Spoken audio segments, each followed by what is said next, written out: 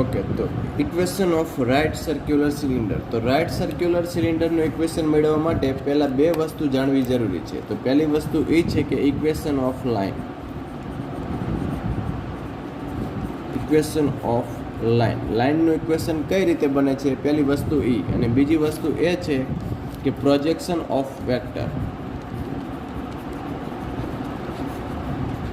તો projection of vector જે છે એ પછી જોઈએ. તો પહેલાં ઇક્વેશન ઓફ લાઇન જોઈએ, એટલે કે લાઇનનું ઇક્વેશન કઈ રીતે બને છે એ જોઈએ. તો લાઇનનું ઇક્વેશન કઈ રીતે બને, એટલે કે લાઇનનું આપણે લાઇન જે છે ઇન્ફાઇનાઇટ બિંદુઓની બનેલી છે. તો એ બધા ઇન્ફાઇનાઇટ બિંદુઓને બીજા જે પ્લેનના બિંદુઓ છે એનાથી અલગ કઈ રીતે તારવી શકીએ. તો અહીંયા માનો કોઈ લાઇન છે, આ લાઇનનું આપણે ઇક્વેશન ડિરાઈવ કરવું છે કે આ લાઇનનું ઇક્વેશન શું થાય. તો અહીંયા આપણી પાસે કાર્ટેશિયન પ્લેન છે, આ કાર્ટેશિયન પ્લેનમાં આ લાઇન છે. તો આ લાઇનનું ઇક્વેશન શું થાય એ આપણે મેળવવું હોય તો કઈ રીતે મેળવી શકીએ. તો એના માટે કોઈ આ લાઇન છે, લાઇન ઉપર કોઈ પોઈન્ટ લઈ આલ્ફા બીટા ગામા. અહીંયા આલ્ફા બીટા ગામા જે છે એ લાઇન ઉપર કોઈ પોઈન્ટ લીધો. હવે બીજી વસ્તુ એક લઈ, તો બીજી વસ્તુ શું લઈ, તો આ લાઇન જે છે આ લાઇનને પેરેલલ કોઈ વેક્ટર લઈ. તો આ એલ એમ એન. તો અહીં આપણે પહેલાં બે વસ્તુ કન્સિડર કરી. પહેલી વસ્તુ કે લાઇન ઉપર કોઈ પોઈન્ટ લીધું જેને નામ આપ્યું આલ્ફા બીટા ગામા. અને બીજી વસ્તુ તો લાઇનને પેરેલલ, આ લાઇન છે એને સમાંતર કોઈ વેક્ટર લીધો એલ એમ એન. અહીંયા આપણે વેક્ટર લીધો એ ખાલી સમાંતર વેક્ટર લીધો છે. આ વેક્ટરનું આપણે કેવડો વેક્ટર લઈ છીએ એનું કંઈ આપણે અહીંયા કન્ડિશન નથી રાખી. એટલે કે આ વેક્ટર તમે કોઈ પણ લેન્થનો તમે વેક્ટર લીધો, આપણે આવડો વેક્ટર લીધો, તમે આવડો વેક્ટર લઈ શકો. આ વેક્ટર ઇવન તમે આ ડાયરેક્શનમાં પણ તમે વેક્ટર લઈ શકો, અથવા આવડો વેક્ટર, અહીંથી આવડો વેક્ટર. એટલે બે વસ્તુ આપણે કન્ફર્મ કરી. એક તો અહીંયા આના ઉપર પોઈન્ટ લીધો અને આ લાઇનને કોઈ પેરેલલ વેક્ટર લીધો. હવે આ પોઈન્ટ છે તો આ પોઈન્ટમાંથી આપણે બીજો વેક્ટર ડ્રો કરી શકીએ.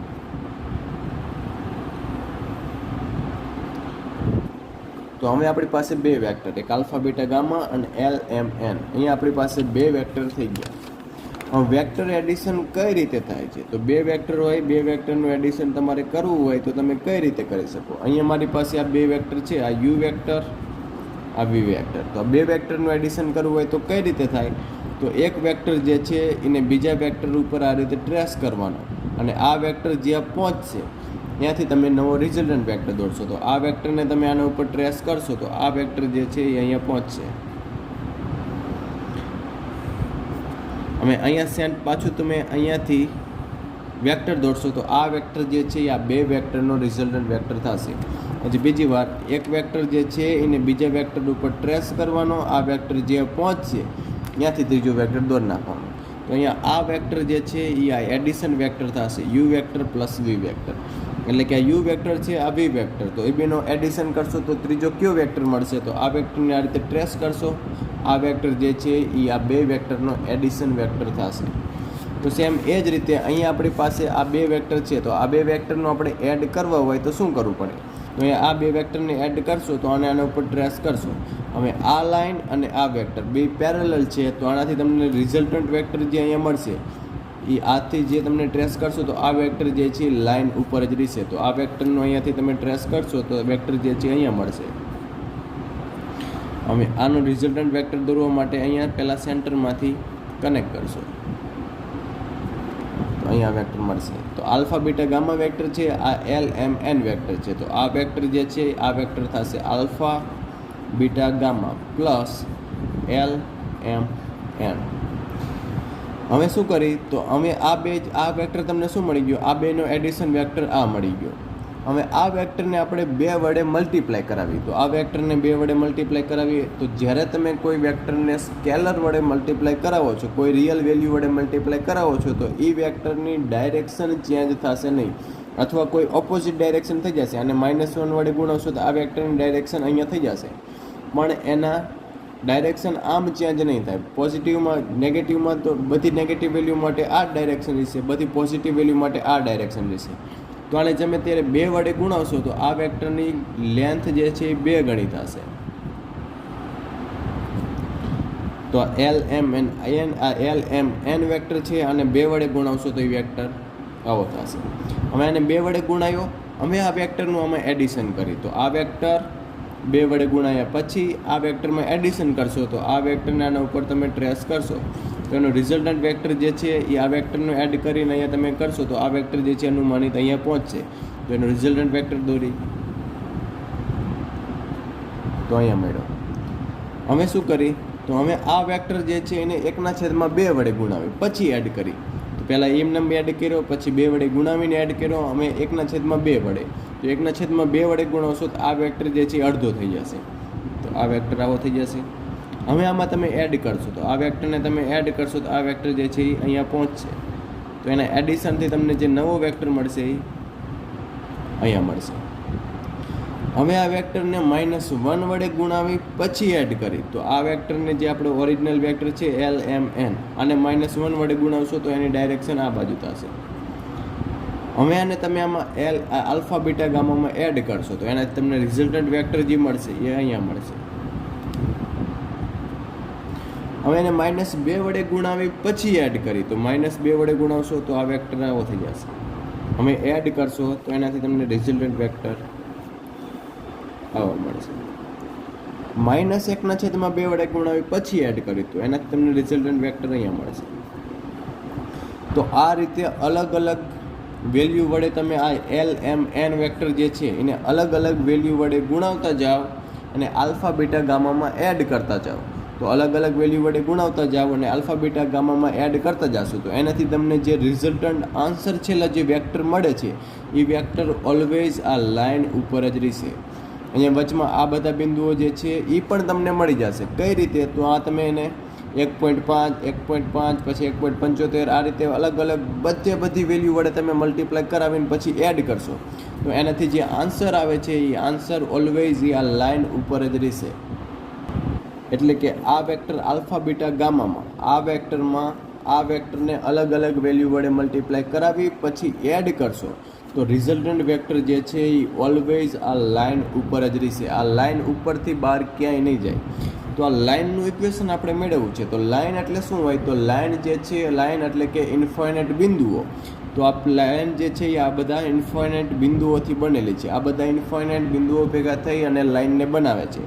તો આ બધા બિંદુઓ આપણને કઈ રીતે મળે? તો આ બધા બિંદુઓ જે છે એ આલ્ફા બીટા ગામા વેક્ટરમાં આ વેક્ટરને અલગ અલગ વેલ્યુ વડે મલ્ટીપ્લાય કરાવી અને આ બધા બિંદુઓ મળે.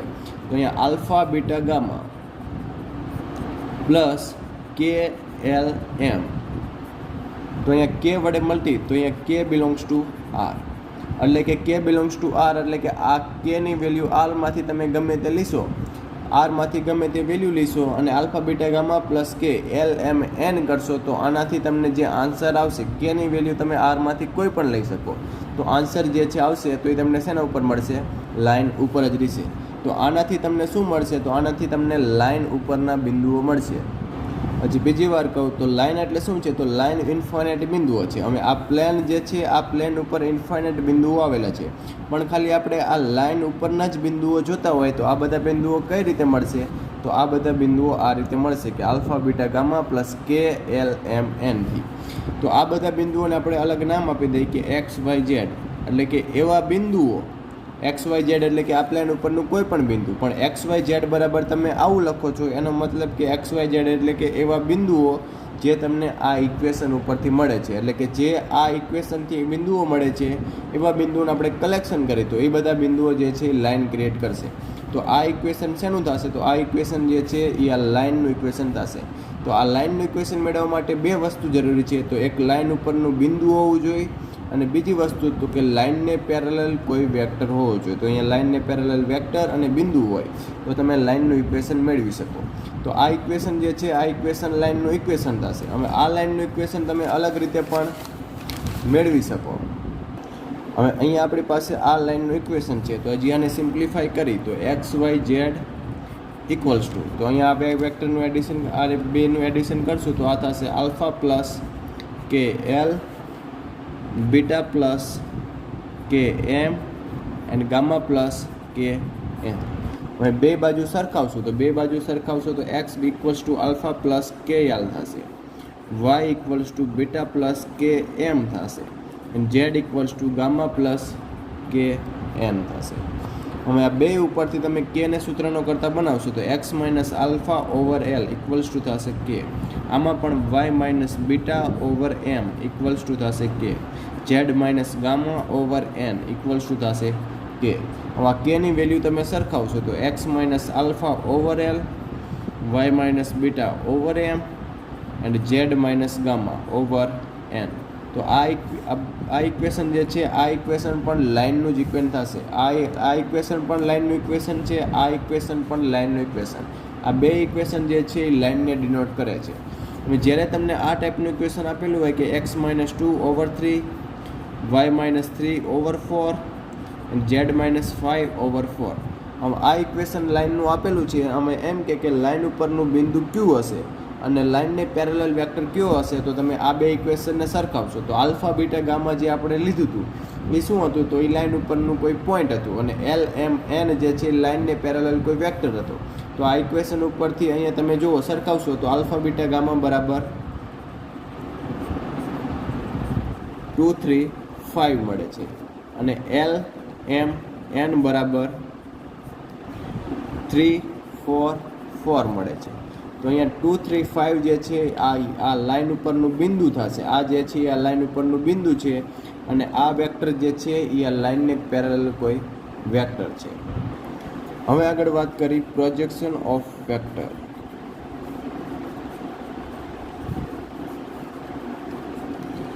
પ્રોજેક્શનનો મતલબ થાય પડછાયો, પ્રક્ષેપ.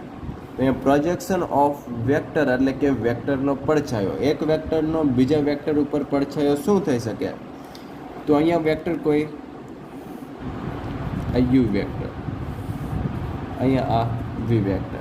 તો યુ વેક્ટરનો વી વેક્ટર ઉપર પડછાયો શું થાય એને કહેવાય projection of U vector on V vector.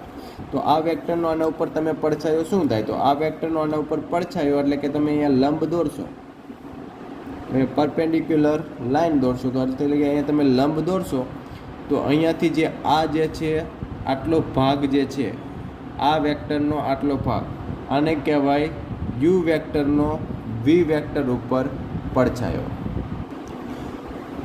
હવે આ જે છે આ જે અહીંયા ડાર્ક કરેલું છે એને કહેવાય projection of U vector on V vector.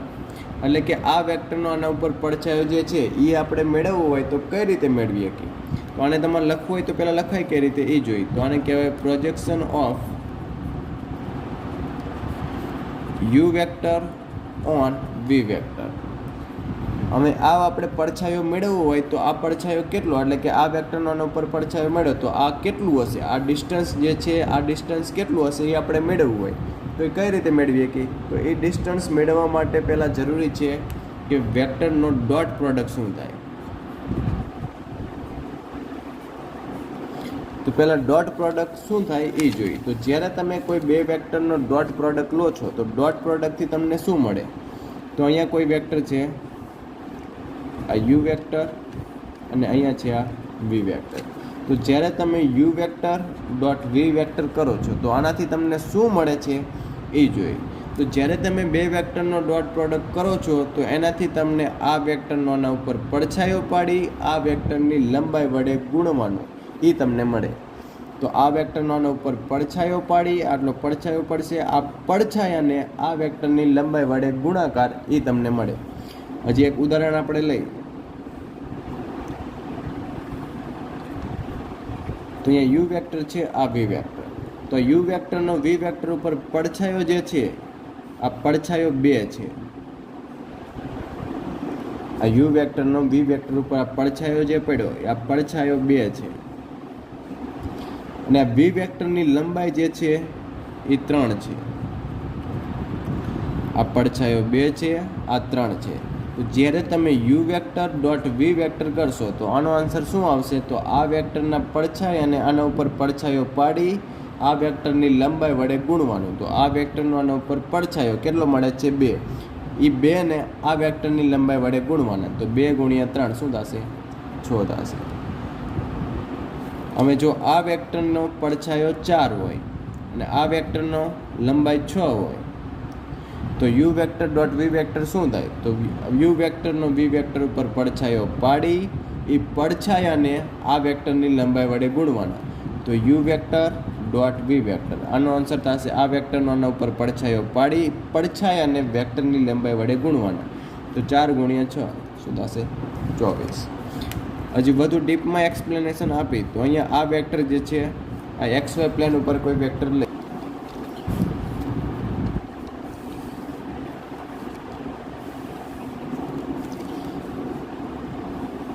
તો અહીંયા આ વેક્ટર જે છે આ વેક્ટર છે 3 0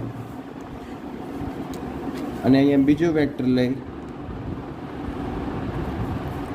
આ વેક્ટર છે 2 અને 2. તો અહીંયા આપણી પાસે બે વેક્ટર છે, આ વેક્ટર છે 2 અને 2, આ વેક્ટર છે 3 0. અને આપણે યુ વેક્ટર નામ આપી અને વી વેક્ટર. તો આ વેક્ટરનો આના ઉપર પડછાયો પાડી તો શું થાય? તો આ વેક્ટરનો આના ઉપર પડછાયો જે છે આ ડિસ્ટન્સ આટલું થશે, એટલે કે આ વેક્ટરનો આના ઉપર પડછાયો 2 થશે. આ વેક્ટરની લંબાઈ કેટલી છે 3. તો આ વેક્ટરનો તમે U vector dot V vector કરશો તો એનો આન્સર શું આવશે? તો આ વેક્ટરનો આના ઉપર પડછાયો પાડી એ પડછાયાને આની લેન્થ વડે ગુણાવશો તો આનો પડછાયો 2 આવે છે, 2 ગુણ્યા આની લેન્થ તો શું થશે 6. હવે આ વેક્ટરનો ડોટ પ્રોડક્ટ તમે આ રીતે ફોર્મ્યુલાથી મેળવવો હોય કે અહીંયા આપણી પાસે એક વેક્ટર છે 2 અને 2, બીજું ડોટ 3 0. તો આ રીતે તમે આ 2 ગુણ્યા 3 એટલે 6 પ્લસ 2 ગુણ્યા 0 એટલે થશે 0. આ રીતે તમે ડોટ પ્રોડક્ટ મેળવો છો. પણ આ ડોટ પ્રોડક્ટનો મિનિંગ શું છે? તો ડોટ પ્રોડક્ટ એટલે કે એક વેક્ટરના પડછાયાને બીજા વેક્ટર ઉપર પાડી એ પડછાયાને બીજા વેક્ટરની લંબાઈ વડે ગુણાવવું, આ થાય ડોટ પ્રોડક્ટનો મતલબ આવો થાય. હવે આપણે ખાલી પડછાયો જ જોઈ છે અને અહીંયા આપણે ખાલી આ વેક્ટરનો આના ઉપર પડછાયો જ જોતો હોય કે ખાલી પડછાયો કેટલા પડે છે, કેટલા અંતરમાં પડછાયો પડે છે એ જ આપણે જોઈ છે. તો એ કઈ રીતે મેળવી શકાય? તો આપણે જો U vector dot V vector કરી તો આનાથી તમને શું મળે? તો આનાથી તમને એ મળે કે આ વેક્ટરનો આના ઉપર પડછાયો અને એ પડછાયાને આ વેક્ટરની લંબાઈ વડે ગુણવાનું, આવું તમને મળે. પણ જો આપણે ખાલી આ વેક્ટરનો પડછાયો જ જોતો હોય તો આનાથી U vector dot V vector કરશો તો આનાથી તમને શું મળશે? તો વેક્ટરનો પડછાયો અને પડછાયો ગુણ્યા વી વેક્ટર. તો અહીંયા U vector dot V vector આનાથી શું મળશે? તો આનાથી પડછાયો યુ વેક્ટરનો વી વેક્ટર ઉપર પડછાયો એને ગુણ્યા વી વેક્ટરની લંબાઈ, તો એનાથી મળશે પ્રોજેક્શન ઓફ યુ વેક્ટર એટલે કે યુ વેક્ટરનો પડછાયો એને ગુણ્યા આ વી વેક્ટર જે છે એની લંબાઈ એટલે કે મોડ વી વેક્ટર. તમે મોડ વી વેક્ટર લખો એનો મતલબ શું થાય? એ વેક્ટરની લંબાઈ થાય. અહીં કોઈ વેક્ટર 3 2 1 છે તો આ વેક્ટરનો તમે મોડ લીશો, અહીંયા યુ વેક્ટર બરાબર આવું છે. તો જ્યારે તમે યુ વેક્ટરનો મોડ લો છો એટલે કે વર્ગમૂળમાં 3નો વર્ગ વત્તા 2નો વર્ગ વત્તા 1નો વર્ગ એ તમને શું આપે છે? તો એ વેક્ટરની લંબાઈ આપે. એટલે કે આ જે મોડ તમે લખો છો એ મોડથી શું મળે? તો અહીંયા મોડથી એ વેક્ટરની લંબાઈ કેટલી છે એ તમને મળશે. તો અહીંયા આપણે U vector dot V vector એટલે કે યુ વેક્ટરનો વી વેક્ટર ઉપર પડછાયો એને ગુણ્યા એ વેક્ટરની લંબાઈ, તો એ વેક્ટરની લંબાઈ એટલે કે વી વેક્ટરનું મોડ અને પ્રોજેક્શન એટલે કે યુ વેક્ટરનો વી વેક્ટર ઉપર પડછાયો. હવે આપણે ખાલી પડછાયાથી જ મતલબ છે કે એ વેક્ટરનો એના ઉપર પડછાયો શું થાય? તો વી વેક્ટરને આ બાજુ છેદમાં જવા દઈશું તો પ્રોજેક્શન ઓફ યુ વેક્ટર, તો યુ વેક્ટરનો પ્રોજેક્શન એટલે કે પડછાયો શું થશે? તો U vector dot V vector over mod V vector. તો આ ફોર્મ્યુલાથી તમને શું મળશે? તો આ ફોર્મ્યુલાથી પ્રોજેક્શન ઓફ યુ વેક્ટરનો પડછાયો શું થશે? તો એના માટે શું કરવું પડે? તો U vector dot V vector over mod V vector એટલે કે U vector dot V vector કરશો તો એનાથી તમને શું મળે છે? તો પડછાયો ગુણ્યા એ વેક્ટરની લંબાઈ મળે છે. તો ખાલી પડછાયો તમારે લેવો હોય તો જે વેક્ટરની લંબાઈ ગુણાઈ જાય છે એના વડે તમારે ભાગવા પડશે.